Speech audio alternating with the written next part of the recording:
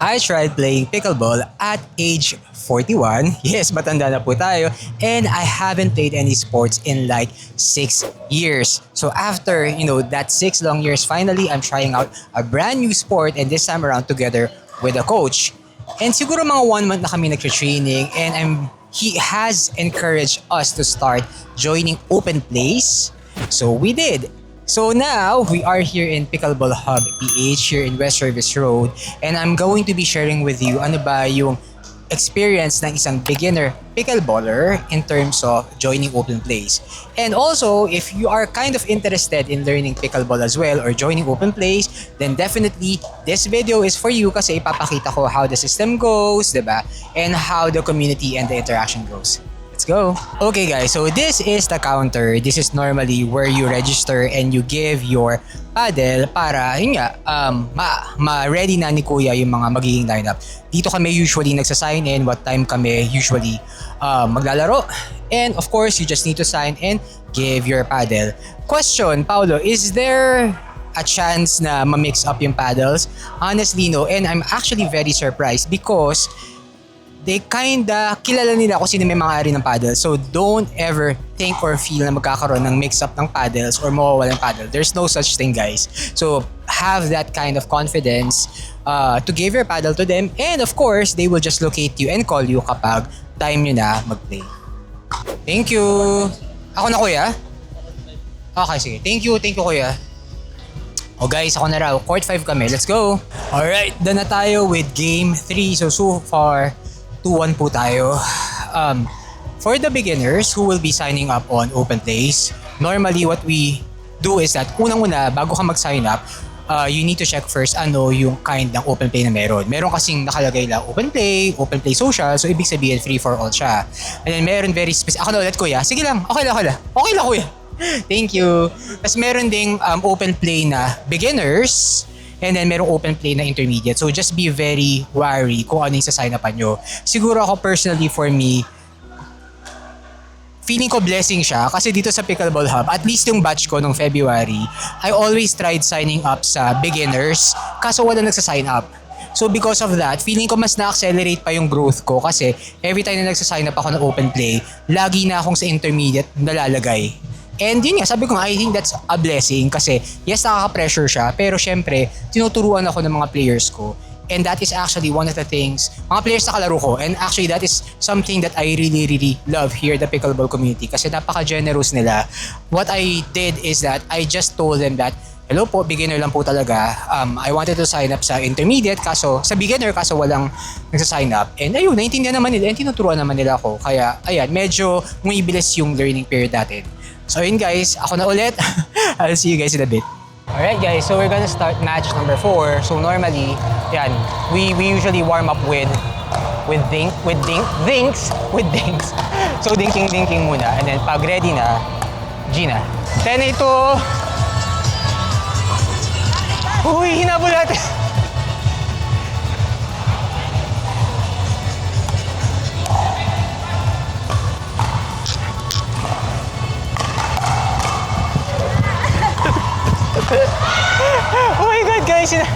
Oh my God guys, sinabol namin. Imagine that. 11.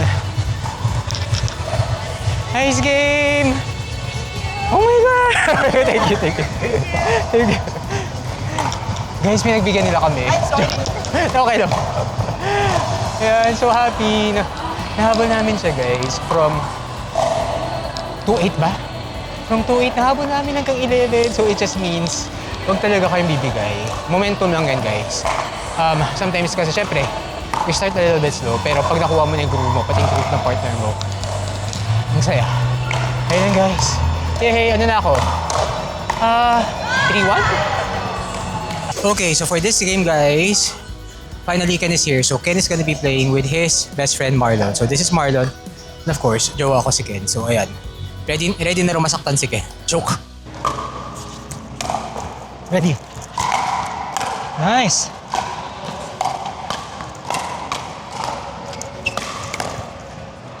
Pasok! Ay, sayang. Nice game. Sa harapan ng ulan na sa'yo, kailangan mong bumaba. Ha? Kailangan mong bumaba. Okay, so ayun guys, bale, nakaka-5 games na ako. So, for one, this is Marlon guys, best friend ng jowa ko. So what you can expect on open plays, depende kasi siya sa number of players.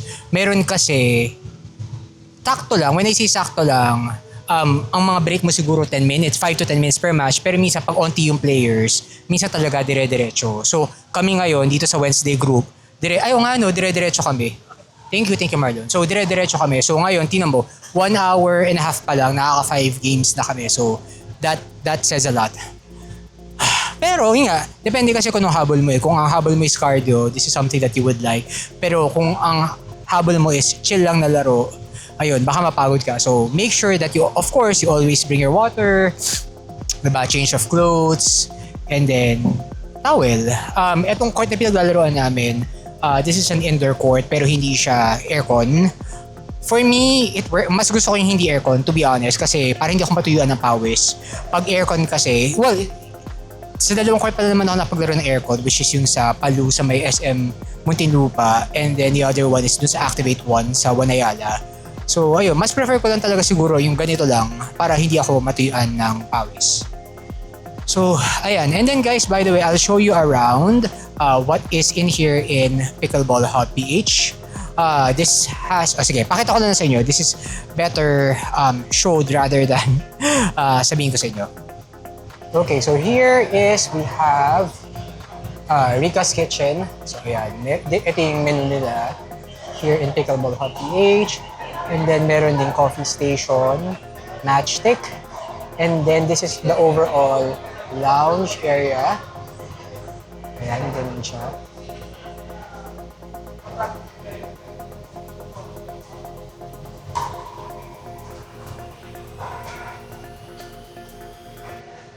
And then of course, we have the court. So Pickleball Hub has 5 courts. So ayan, 5 full courts and then 2 skinny courts. And then for you to be able to register, you can register sa Play by Point and reserve your slots. Here in Pickleball Hub, we have open plays, which is Mondays to Wednesdays. And then on Thursdays and Fridays, we do have the Duper rating. So this is Sir Rob. Sir Rob is the owner of Pickleball Hub PH. And these are my friends. Dax friends na, diba? So ayan. Kilala nila ako dito kasi they've seen me start playing pickleball. Ayan sila. They know me by name and they know me by skill. Okay, and then this is the restroom for Pickleball Hub. So don't worry guys, I check, wala naman tao sa loob. But just to let you know, so this one is air conditioned. We do have lockers. Ayan. Ito po tayo guys. Hello, you can change here very, very comfortably. So ayan, sarap dito, ang lamig. And then, ang ganda talaga ng lighting dito guys. I love it. So ayan. Diba? This is the lavatory. This is the shower area 1, shower area 2. And I believe meron pang isa dito if I'm not mistaken. So yeah, so 3 shower areas. And then CR. And then standing CRs. So, ayan. Isa to sa pinakamaayos and well-maintained na CRs na napuntahan ko for pickleball courts. And then small things matter. What I like is that they also have outlets like that. So na pwede nyo pag-chargean, pagsaksakan ng electronic devices. I like that kasi dito nakapag-edit ako ng vlogs. And then these are the players.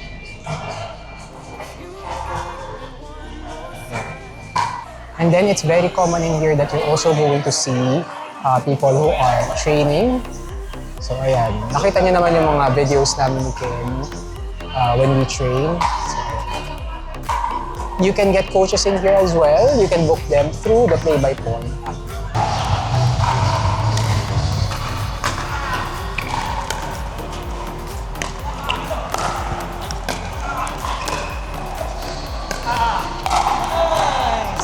Kala nyo 4-3-1.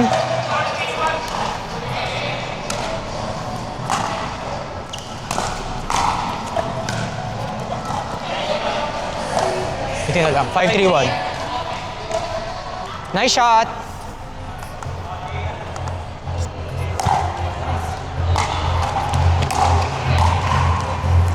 out. Match point.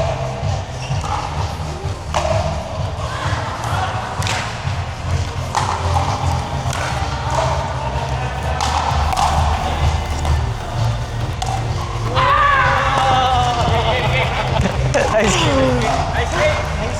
Nice game, bro. Nice game. Woo, we won, guys. Okay, so that's it, guys. We're done playing pickleball for today. So, ang record ko for today is 6-2. So, 2 losses po tayo. But honestly, I'm very happy for that one kasi huge improvement siya compared to my previous gameplays. Siguro final tips lang doon sa mga gusto maglaro ng pickleball or nag-iisip kung mag-open play na ba sila or not.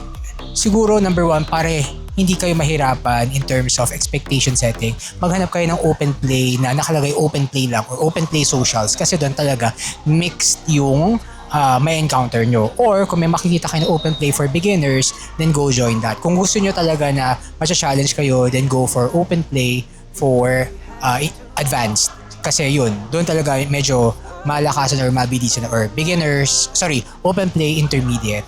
Ano pa bang ibang tips? Ayun, sabi ko nga kanina, always, if hindi ka pa gano'n ka-confident sa skills mo, just tell your partner upfront, diba? Kung ano yung skill level mo para maset agad yung expectations sila. And kung meron ka rin preferences sa court, nga, just tell them as well. Kasi, alam mo naman, communication is key. Kahit saan naman, diba? Whether sports or not. So, ayun lang guys, I do hope that you have a better idea of what an open play looks like. By the way, hindi ko na napakita, pero yun nga, again, depende na lang siguro sa number of players. Pero yung waiting time in between, it can be 5 minutes, it can be 10 minutes. It really depends on yung number of players na nasa court. Ayun lang guys, I do hope that you enjoyed this video and thank you for watching and I'll see you guys on the next one. Play pickleball guys. Bye-bye.